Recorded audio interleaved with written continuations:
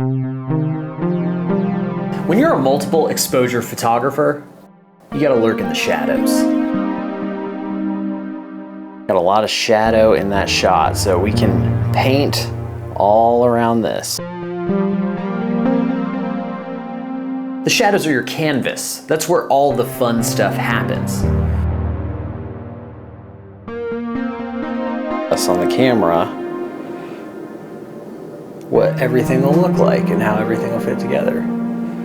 Just like that.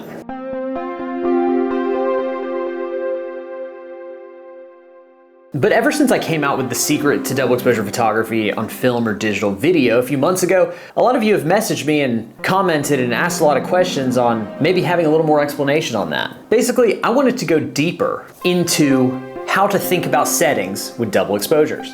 And since many of you have continually asked about my settings, here they are for this photo. First photo is f2.8 at 1/50th of a second, and the second image is f2.8 at 1/100th of a second. Cool. Well, now you know that knowing my settings does you no good at all.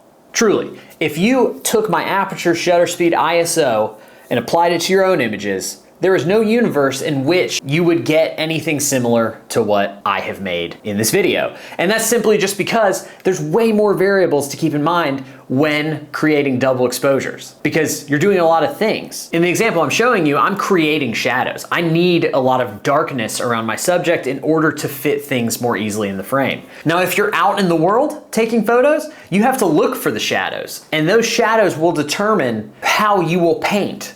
The shadows are your canvas. Those shadows determine where things are visible after you shoot your second image. Settings with double exposures are not rooted in math, the way I do them, at least. They're rooted in logic, practicality, and creativity. Throw your math and science out the door. This is double negative. We don't deal in math and science here. We deal in broad strokes, creativity, fun. But listen, because I'm nice, I'm gonna tell you how I set up my camera for double exposures. Number one, I always am in manual mode. Right now I have a vintage lens on this GFX 50S2 Fujifilm medium format camera, and so my aperture is actually controlled by my lens. So technically I'm kind of always in manual mode with this setup because I can't change the aperture from the camera itself, but I'm always in manual mode. And that's simply because I want to be able to control aperture, ISO, and shutter speed all together. I want to know where all those are going to be. I don't need the camera choosing for me. Number two,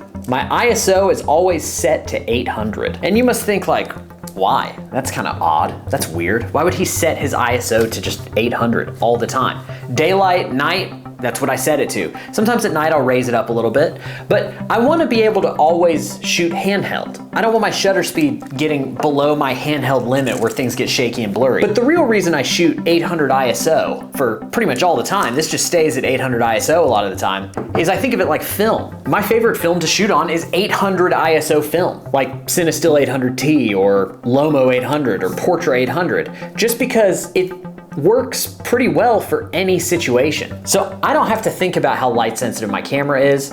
And as far as noise goes, I like a little noise in my photos, but this camera is ridiculous. Noise is not that big of an issue when it comes to a camera like this. And when I'm shooting 800 ISO film, the noise only adds something. It's really nice, I like it. And then number three is logically, based on what I'm shooting, if I'm shooting a portrait or if I'm trying to get close up or I'm trying to get far away, I start by selecting my aperture. I just dropped a video about aperture, you can go check that out in the description. Basically, you can find all my thoughts about aperture there. But basically, the reason I select aperture beforehand is because I kind of already unconsciously know what kind of image I'm looking for. If I'm shooting a double exposure that's any sort of landscapey thing, maybe I look at it, I want everything in focus, then I go for a higher f-stop. I want to close it down, right? But if I'm shooting a portrait or I want some sort of depth of field, then I shoot wide open. Maybe I'll go down, this lens goes down to 2.8. So maybe I'll just have it set at 2.8 so that I can get a lot of depth of field in an image. And in fact, on this lens, I have a tilt shift adapter, and the tilt shift look, the tilt shift effect that you get from being able to like alter the position of the lens is most prominent when the lens is wide open at f2.8. That's when you see the tilt shift effect the most. So oftentimes I know what I want my aperture to do before I even take the photo, so I set my aperture. The only thing I toggle when I'm going out shooting double exposures is shutter speed. That's the only thing. So when you hear me move that dial furiously, I'm trying to find the shutter speed that corresponds with the look I want. We have nothing to, we can't really put anything in there when it's like that. If we just increase the shutter speed a little bit, we get some of the hair still, but we have this whole spot that we can use. And because mirrorless cameras have these fancy things called screens and double exposure modes that will show you how your images will fit together.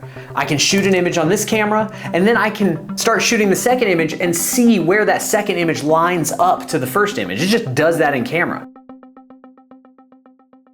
And that's another thing. I think people are very concerned about the exposure part of double exposures. They always want to know how to expose for an image to see where it needs to land so that an image isn't too dark or too bright. Because I think when people try double exposures for the first time and they just kind of run and gun, their image is just blown out or it's just too dark to see. Really, when I'm thinking about a double exposure, I always correctly expose the first image, right? Or I exaggerate the parts that I want to exaggerate. Sometimes I want the darks to be really dark and the brights to be really bright. But because I can see on my screen, I can preview the image, I often just make sure that my shutter speed is such that the highlights of the second image can break through the shadows of my first image. And this is a generalization. Of course, not every situation when shooting double exposures is the same, but that's kind of how I'm thinking about it. I don't really worry that much about exposure on double exposures, to be honest with you.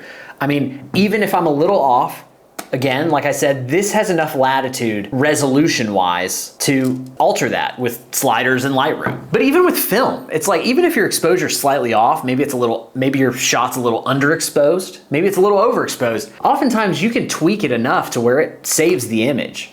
Unless you're totally completely off, but really, I mean, you could keep both images at the same settings and go into Lightroom and just tweak it a little bit, and it's not gonna hurt anything. You know, before we go, let's try one more example on how to do this that's not a portrait. That's usually where people like to lean with double exposure. So let's shoot a double exposure that is maybe a little off kilter, just to show you kind of where we can go with this medium. Okay, so there's a lot of crazy noise out here right now. I don't know what they're doing. They're like cleaning the street or something. An easy way to exercise double exposures is to look for openings, windows, doorways, places where there's a defined shape where light is coming in and it's surrounded by shadow. So I decided to just come to this parking garage to, you know, use it. This isn't a portrait, so I'm not gonna shoot 2.8. I'm probably gonna shoot about f8. So my aperture is already decided. I'm at 800 ISO, f8. So all I'm gonna be toggling is my shutter speed. And yeah.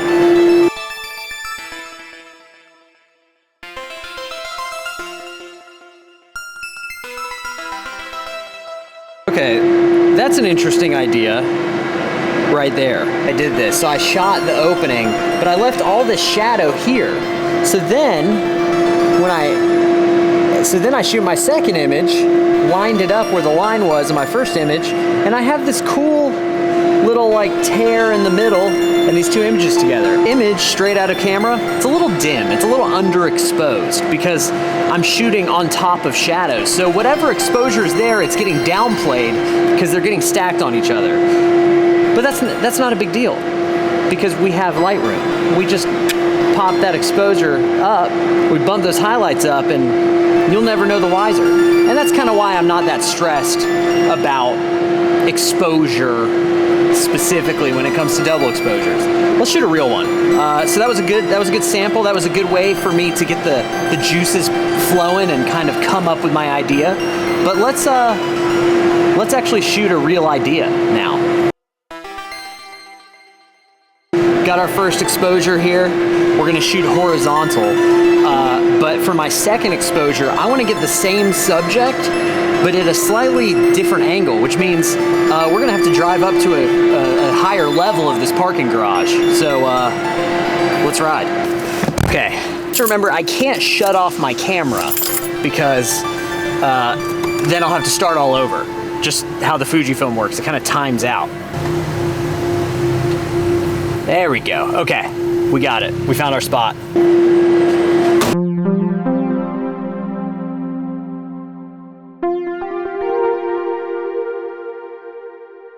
Okay, not quite what I was looking for, if we're being honest. It wasn't that much different, and I forgot the direction I was shooting. Didn't really work, but it looks okay. It's kind of interesting. I like that tear. Let's see.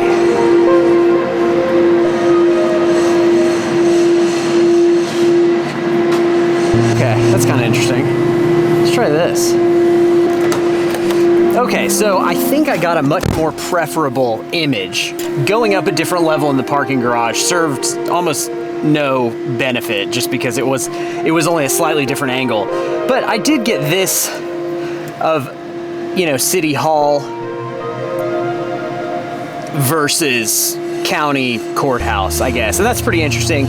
And what's interesting is how the shapes kind of fit together of the windows around. So I would say overall successful. This isn't a portfolio-worthy shot or anything. I'm not going to be bragging about this shot to people, but it's a good illustration of just how shadows and highlights kind of fit together. And again, this photo is just like a tad underexposed. It's a little dim. But that's not a big deal because we're going to take it into Lightroom. We're going to bump up the highlights, bump up the exposure, and then boom, that's it. So don't worry so much about your exposure. Your exposure is going to be fine. We have enough modern tools to fix exposure after the fact. What you need to focus on is when you're there, how are you fitting the pieces together, and are you going to be able to see the second image through the first image? And those are really all you need to worry about. Settings when it comes to double exposures are logical, practical, creative. Don't worry so much about the weeds, the nitty-gritty. And if you have a screen that you can cheat and see how it's going to work for the fact, then you got everything you need. It's not that hard. Thanks for watching. You can follow me on Instagram at Will Malone. You can follow my Polaroid Instagram account at Everyday Instant. I guess I'll see you again soon. Bye. Because I love you. Because we're married. Why are you so sweaty? I'm... Okay. You can go now. You're done. I'm putting that in. Making me look like a sweaty photographer creep, you know?